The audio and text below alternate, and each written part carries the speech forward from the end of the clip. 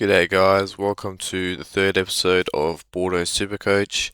Today we're going to be going through how I went in round 3, and if we refresh this you will be able to see that I had another pretty ordinary week. So 1778 for top 46% for the week. My overall rank has got worse. It's now out to 54k, so I think it's safe to say that this has been an absolute disaster of a start to the season. Um, yeah, yeah, it's a bit disappointing. I mean, going into this year, I was like, I've got a few years of Supercoach experience under my belt now, so maybe I can aim to potentially push for top 1k this year, but yeah, that's pretty much gone out the window now. This is probably my worst ever start to Supercoach. I think this is like my third or fourth season. So, yeah, oh well. There's still 20 rounds to go, so you never know. But yeah, the team is not in very good shape at the moment, that's for sure. So we'll go through what happened this week. So we'll start with the defense. Sinclair just did what Sinclair normally does. Nothing much to say there. Lockie Whitfield finally had a good game. Yeah, I was expecting him to bounce back at some point, and luckily he did. 128. So yeah, hopefully this can be the start of a good run for him. I think GWS still have a pretty good fixture coming up, so yeah, I'm pretty confident that Lockie Whitfield should eventuate to be a pretty good pick.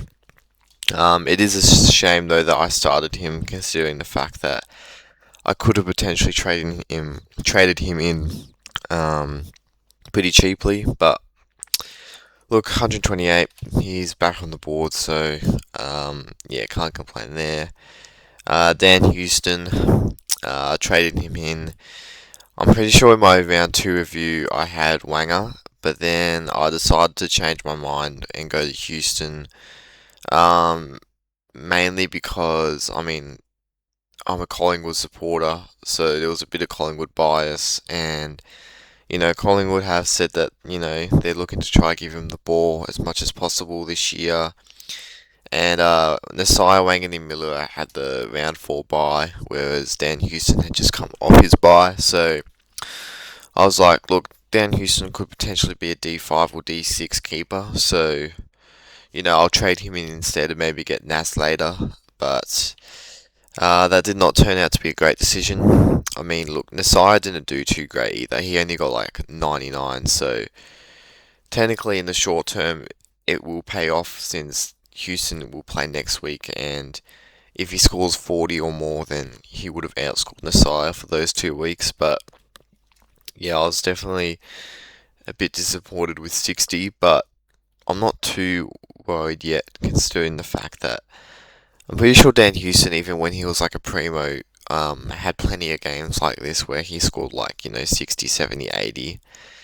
So I think he should still be fine, hopefully.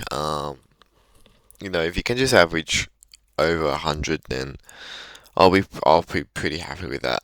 So yeah, we won't be doing anything about Houston yet. Lockie Blackiston, another sort of 60.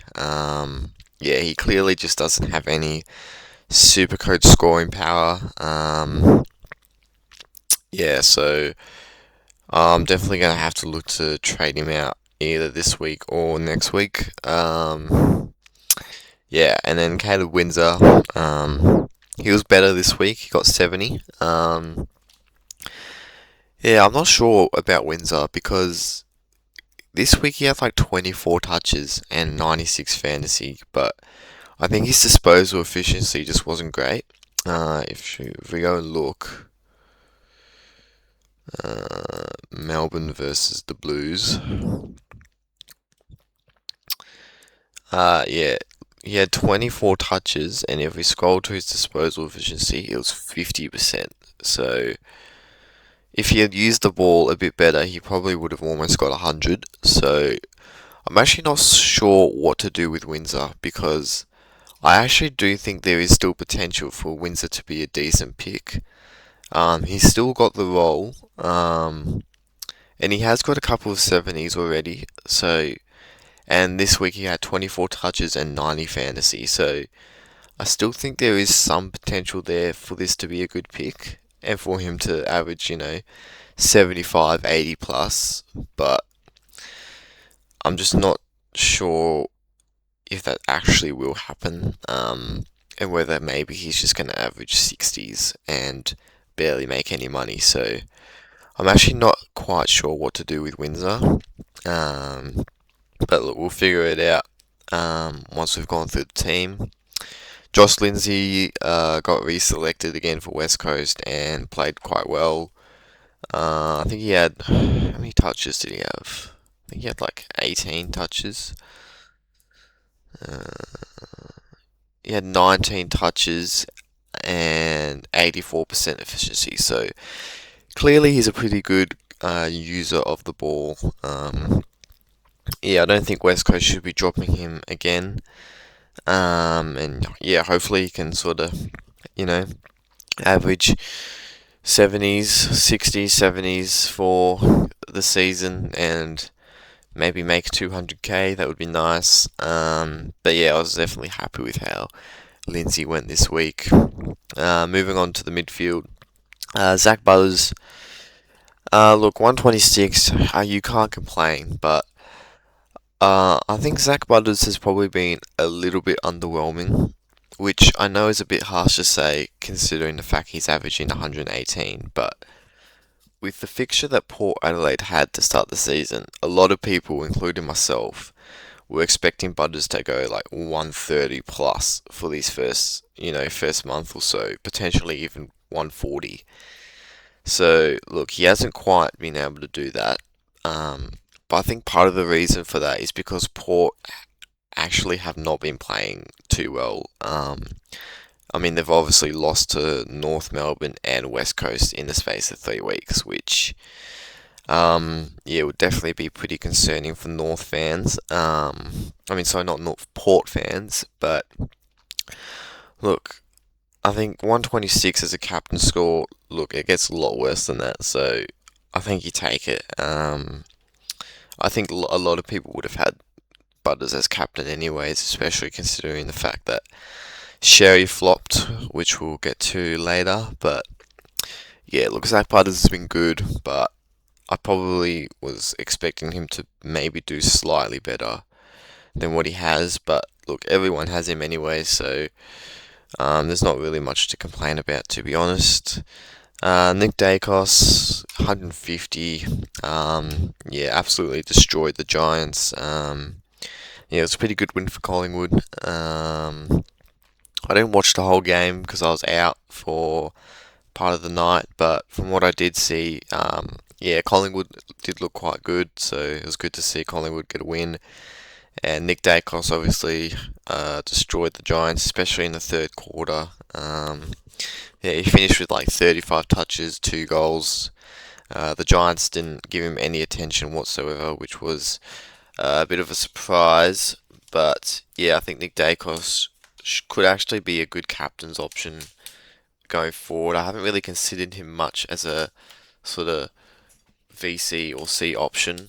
But yeah, he's averaging 130. And he's not really getting tagged a lot. So yeah, he could definitely be a top 2 or 3 mid this year for sure. But yeah, if you didn't start Nick Dacos, you'd be fuming. Yeah, he's going nuts. So yeah, good game from Nick. Sam Walsh, 102. Yeah, I was probably hoping for a bit more. Yeah, Sam Walsh probably hasn't quite delivered to what I was hoping he would.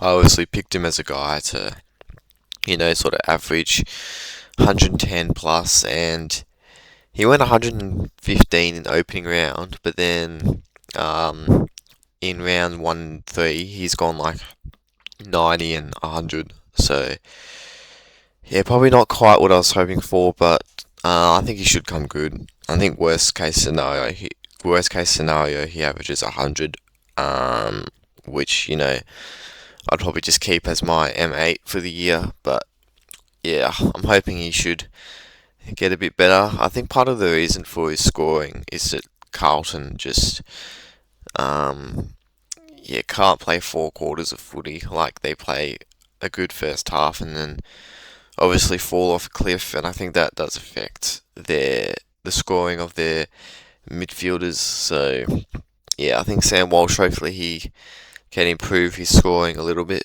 but yeah, certainly not a disaster by any means. Darcy Parish scored 67. Yeah, he's not looking like the pick that a lot of people thought he would be. I didn't watch this game. I didn't really watch a lot of footy over the weekend, to be honest. But yeah, from what I heard, apparently he just looked really slow. Not really up to the pace of the game. Obviously, Essendon were getting smashed. Actually, they weren't getting smashed, but they were getting beaten, which obviously wouldn't have helped his scoring. And yeah, it doesn't really look like he has the scoring power to sort of, be a good 330k mid-price option. He'll probably still make a little bit of money. I mean, he already has, but yeah, I honestly don't think he'll even make it to 400k. Yeah, he doesn't look too good at all. Might trade him out this week, to be honest. But yeah, Darcy Parish, disappointing. Tanner Brunn only got 47 this week after averaging 100 across his first 2 games. I think part of the reason why he got such a bad score was, one, because it was raining, which I don't think would have helped him. Yeah, it was really wet in Geelong on, I think it was Thursday night? Or was it a Friday night? No, I'm pretty sure it was Thursday night that this game was, but yeah, and then he also, in the first quarter, I think he might have broken his nose because he got hit in the face and was bleeding a fair bit. And I think I heard that his nose might have actually been broken, so that probably would have affected him for the rest of the game. Because I saw on the quarter by quarter that he scored like 26 points in the first quarter and then 20 points for the remaining 3 quarters. So yeah, I think having that broken nose would have definitely affected his scoring. So excuse me. So hopefully he can bounce back and get back to what he was doing in the first couple games. I mean, he's already made 70k, so he doesn't really have to do too much more to have made 150k. He just needs to average probably 60, and he's there. But yeah, we'll see how Tannenbaum goes next week. Sam Grill, he was pretty good. 68, can't complain with that. Jagger Smith, another 88. Yeah, he could honestly make 350k if he keeps scoring like this. But yeah, just keep him on the field every week until it's time to trade him out. Blamires was good again, 85. He's a really good rookie. Jack Carroll. Yeah, he doesn't really have much scoring power, unfortunately, so I don't think he's going to make a whole heap of money. He might be able to get to like 220k, which would be 100k above his starting price, but yeah, I don't know if he actually makes 150k, to be honest. He might even get dropped after the bye. But yeah, who knows? And then Murdoch obviously got injured, which was pretty unfortunate. Did a hamstring, but he should be back pretty soon. He might miss one more week, but yeah, he should be back. Hopefully by like sort of before gather round, which I think is in a couple of weeks. Moving on to the Rucks, Tristan Xerri. A lot of people, including myself, traded him in this week. It might have been a bit of point chasing, but after scoring 200 against West Coast, he had Blackiston this week, and a few other good fixtures coming up after that, and I was just like, you know what, this guy could, potentially get another 200 against Blackiston this week, and who knows, he could get close to 800k. So I was like, I probably gotta trade him in this week, and I think a lot of other people were thinking the same thing. And then I don't know what happened, but he only scored 68. Yeah, he had like 10 hitouts for the game, just did nothing. I think there wasn't many stoppages in the game, which would have affected him, as he pretty much only scores when there's a stoppage. So yeah, just scored the 68 points, and to rub salt into the wound, he decided to actually, not to rub blood into the wound is probably a better way to say it. He wiped his blood on Andy McGrath and got suspended for 3 weeks. So I think I'm going to have to trade him back out. I don't think I'm going to hold him for 3 weeks. So yeah, a bit of a disaster there. But look, a lot of people would have had the same problem, but there also would have been plenty of people who didn't trade him in, and yeah, they'd be absolutely laughing right now. So yeah, it's unfortunate this has happened, but what can you do, I guess. Sheezer was good again. I probably should consider putting the VC or C on him. Yeah, he's pretty much got 130, 140 every single week. He's got Carlton this week, so yeah, he could definitely get another good score against them. So we'll see. Sam Flanders was decent. Cook was good. I traded him in. He was a good trade in. Made like 80k this week, or actually probably 70k this week. Yeah, should be a good rookie. Dev Rob had a bit of a down game. I think he had a fair few free kicks against. Might have also given away a 50-meter penalty.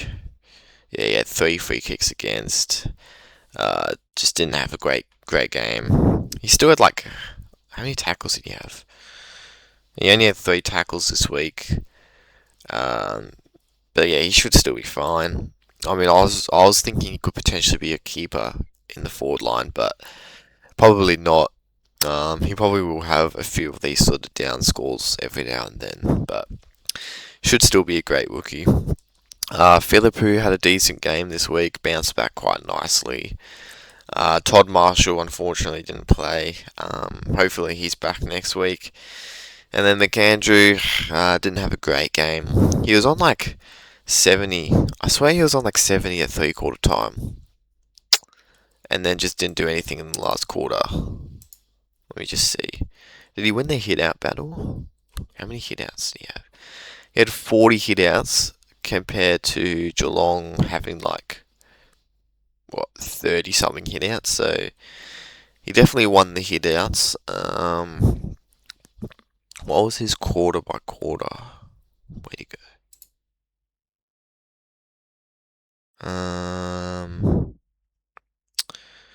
Oh, actually, no. He was pretty consistent. He was on like 40 at half time, and then he was on like 50 at 3/4 time. Yeah, I swear he was on like 70 at 3/4 time and just did nothing. But it must have been someone else. But yeah, nah, McAndrew. He was still good. He got 92 fantasy, so I'm not sure why he didn't convert to Supercoach. Maybe just because he had a lower hit out to advantage rate, maybe. But yeah, look, I think his spot in the side should still be pretty secure.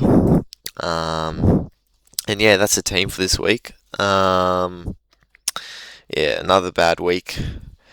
Yeah, we really need to have a good week next week, because if we get another week like this where we get 1700, then it's going to be pretty hard to come back. I mean, it's already going to be pretty hard to come back, but another week like this would probably make it almost impossible. So, yeah, we need to nail our trades this week. And speaking of trades, let's figure out what we're going to do. So, first of all, let's just do this. We're obviously going to have to trade out Sherry. I've activated a boost this week. I'm not sure yet if I'm going to use it, but I reckon I might. But we'll figure this out as we go. So excuse me. Sherry's gone. And I think I'm just going to get Bont in for Sherry. Some people are going Gorn, but I don't really want to trade in another 700k ruck, to be honest. I think I'd rather just get Bont, who is pretty much guaranteed to, do well. I mean, chances are he'll probably do bad this week because I'm trading him in because any player that I trade in seems to get jinxed at the moment. Literally, if you look at all my trades, Murdoch I traded in and then he got injured the next week. Dan Houston got a 60, and Tristan Jerry got a 60 and got suspended for 3 weeks. I guess Cook did well, but he's a rookie, so it doesn't really count. Although actually Murdoch's a rookie as well. Excuse me. But yeah, pretty much if I trade a player in, it jinxes them.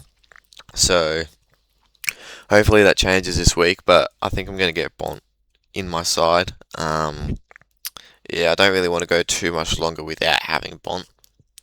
Because, it's pretty much guaranteed he'll be a top 3 mid. Probably M1 again. So yeah, we'll get him in. And that still leaves us with 300k in the bank. So, I think another person who I'm going to get in is Oscar Steen from Collingwood. I know he's only played one game, but I'd be pretty surprised if he isn't a regular part of the side from now on, to be honest. I think the sort of what Collingwood did with the ruck against the Giants worked pretty well, where Oscar Steen took most of the centre bounce ruck contests, and then Darcy Cameron did a bit more around the ground, and then they sort of rotated between, going in the ruck, going up forward. So yeah, I'd be pretty surprised if Oscar Steen is dropped anytime soon, and yeah, I think his debut is enough for me to show that he does have scoring power to be a pretty good rookie. I don't know if he'll average 80, but I think he'll still average 60 or 70, which would still be, pretty good for a 119k rookie. Might be a bit of Collingwood bias as well, but I think I'm just going to get him in this week. I think I'm going to trade out Blackiston. I'm going to put Sam Grill in defence. And then I'm going to move Cook into the midfield. And then that allows me to get Oscar Steen. Where is he? Yeah, in the forward line. And I can also move him into the ruck if I really need to. That leaves me with 500k, so I am probably going to use the boost actually. So I can get in another Primo. Right. Well, who am I going to trade out? It'll probably have to be either Windsor or Parrish.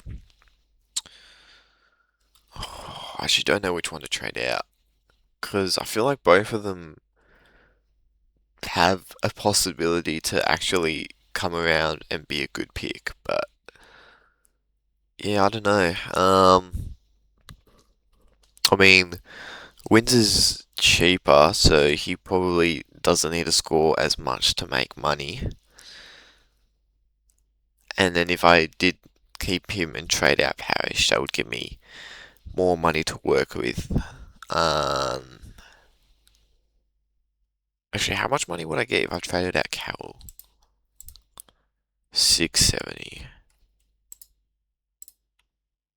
Highest price. That would be enough to get. Should I move Bont here so I can get? That would be enough to get pretty much everyone except Gorn. So I could get Grundy. Although I think I don't want to get Grundy right now because I'm pretty sure he has a pretty tough fixture coming up. Well, he has West Coast this week, but then after that he has a few tough matchups, and then I'm pretty sure he has a pretty good run in the second half of the season. So yeah, Hugh McCluggage. I think if you're going to get him in, it's you may as well just wait until he has a price drop because obviously with a 13 in his system, he'll probably drop a fair bit in price. Matt Rowell is probably not coming back for a few weeks. Bailey Smith is one that I could look to get. Well, that's probably point chasing a little bit. John Dawson, Max Holmes is actually a pretty tempting one to be honest. Jeez, it's actually tough. I don't know who to trade in. Do I just get Max Gorn? I could. I mean, I wouldn't be able to trade out Jack Carroll if I. What do you mean there's no longer space for him in my team? Okay, anyways, so 489k. I actually don't know who to trade in. I probably would have wanted to trade in Nas to be honest, but he's got the bye this week, so I could just wait a week. But I don't really want to sit with 480k in the bank because I think I need to start getting as many points as I can each week so I can start sort of, you know, trying to catch up to the rest of the comp. And if I just have if I have a week where I've got 480k in the bank, like that's basically missing out on an extra primo score so I can wait to get Naz. So I don't really want to do that. I mean, look, Parish or Windsor, Parish and Windsor could potentially score well this week, but yeah, I don't know. What's their combined price? Their combined price is like 640, 640 plus 480. So I actually probably do have enough to get Nas plus an extra primo. How much is Nas? He's 568. So let me just pull out my calculator on my phone. So I currently have 489, 600. Um, and then if you add Windsor, who's 294, 700, and Parish, who's 347, 700, that's 1.13 million. And then you take away 568, 100, that's 563,000 that I have to work with. So that means, is there anyone under 563,000 who I like the look of?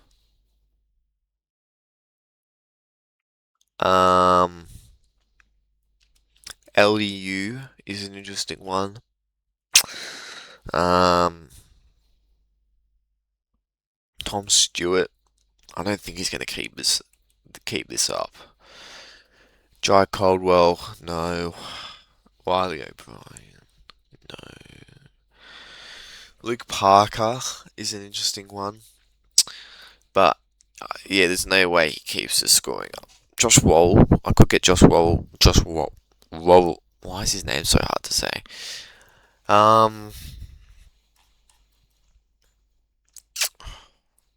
Nas. I could get Brayshaw, actually. Although, I don't think Brayshaw's... Or actually, I could get Sarong. What's Fremantle's fixture like? Let me just check Fremantle's fixture. Fremantle. Adelaide. That's a pretty good matchup for mids. Collingwood. West Coast. So I don't think Adelaide will tag Sarong. Collingwood, I mean, we do have Perryman, but I don't know if we might actually send Perryman to Sarong. Or he could go to Bayshore. West Coast should be pretty easy. Carlton should be a good matchup as well. The Doggies is tough. Um, Sarong. If I get Sarong, that means I do need Parish and Windsor to make a combined like 15k. So let me actually just quickly check their break evens to see if they could make money. So Parish's break even 71. Windsor's is 51, so they actually probably won't make much money. Which means I'll probably have to boost again if I want to get Wanger. Oh, this is so annoying, dude. I don't know what to do. What's Geelong's fixture like? Oh, dude, this video is going for so long because I can't decide what to do with my trades. Geelong have... What? No, get rid of Fremantle. Geelong have Hawthorn, West Coast, Doggies, Port, North, Collingwood. It's not great. Well, actually, it's actually not too bad.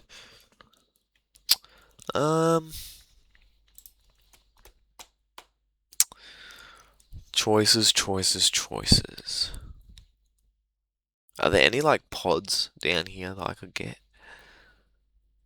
I could get Cozzy Pickett actually.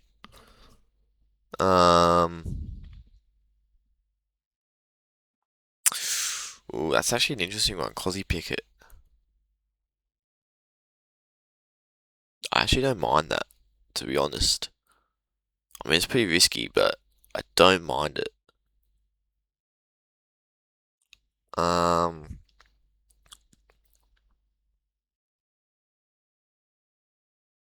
Yeah. Maybe Cozzy Pickett is. Oh, but I don't think he's gonna. He's gonna be so inconsistent though, and I can't afford for him to have a down week next week, which he probably will. Who are Melbourne versing? Melbourne. Melbourne are versing Gold Coast. That's pretty tough. That's pretty tough. Jeez, I actually can't. I can't decide who to get. I think for now, I'll just get like I'll trade out Parish. Actually, no, I'll trade out Jack Carroll. I'll do Carroll to Max Holmes. I'll do Carroll to Holmes for now. I'll probably change my mind, but I'll do this for now. Just because I think I need the points this week, so I'll keep Windsor and Parish for one more week. Holmes. Oh, I don't want to sub off any of these guys. Oh, I'll probably have to sub off Cook. Oh, Anderson as well. I need to put on the field. Do I just sub off Parish? Although if I sub off Parish, I may as well just trade Parish out.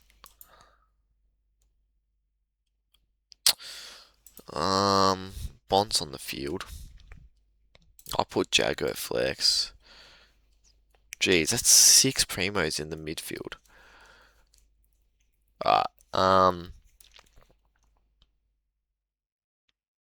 Maybe in that case I should trade out Parish.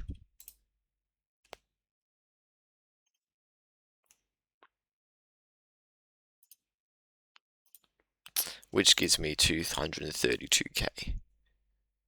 Okay, I'll leave it like this for now. Parish is gone. The midfield is actually looking pretty stacked.